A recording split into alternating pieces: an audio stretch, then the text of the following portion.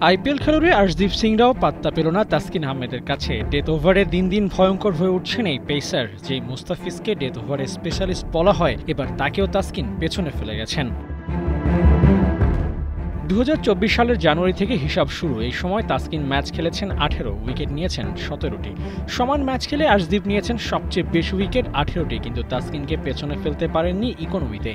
গেল 1.5 বছরে এই ডানহাতির চেয়ে কম ইকোনমিতে বোলিং করতে পারেনি ইন্টারন্যাশনাল টি-20 ক্রিকেটে আর কোনো বোলার। 6.8 ইকোনমিটা একমাত্র তাসকিনের। টি-20তে দেশের সেরা মুস্তাফিজের, যেখানে 7.37। ডেথ ওভারে মোহাম্মদ আমিরকে নিয়ে চর্চা হতো একসময়। পিক টাইমে এই পেসার ছিলেন দুনিয়ার সেরা। শেষবার যখন কামব্যাক করলেন, তারপর 2024 সালের জানুয়ারির পর তিনিও খেলে ফেলেছিলেন 10টি টি-20 ইনিংস। 17 থেকে 20 ওভারের মধ্যে 11 ওভারের বেশি বল করেছিলেন, কিন্তু তাতেও টপকাতে পারেননি বাংলার তাসকিনকে।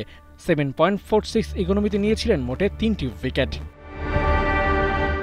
নতুন বলে বোলিং করে টপ অর্ডার ধসিয়ে দেওয়ার সুনাম আছে এই টাইগারের। তবে শেষ 3 ওভারেও যে প্রতিপক্ষের উইকেটের দফা রফা করতে পারেন, তার উদাহরণ রেখেছেন পাকিস্তান সিরিজে। দ্বিতীয় ম্যাচে 3 উইকেট নিয়েছিলেন, যার মধ্যে 20 নম্বর ওভারে নিয়েছিলেন 2 উইকেট। তৃতীয় ম্যাচেও ঘটিয়েছেন একই ঘটনা, 3 উইকেটে 2টাই 20 নম্বর ওভারে। গেল 1.5 বছরে তাসকিন কেবল উইকেট তুলেছেন। বল নতুন নাকি পুরাতন সেসবের দিকে তাকাননি। দিন শেষে তাই সেরা অবস্থানটাই ধরে রেখেছেন এই টাইগার পেসার। নানা জটিলতার কারণে কখনোই আইপিএল খেলা হয়নি তাসকিনের, কিন্তু আইপিএল খেলা বোলারদের এবার পেছনে ফেলে আলোচনায় এসেছেন। আরও একবার কি সেখান থেকে ডাক আসবে?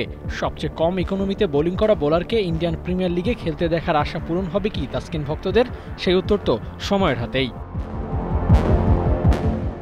আবু নাইম, ৭১।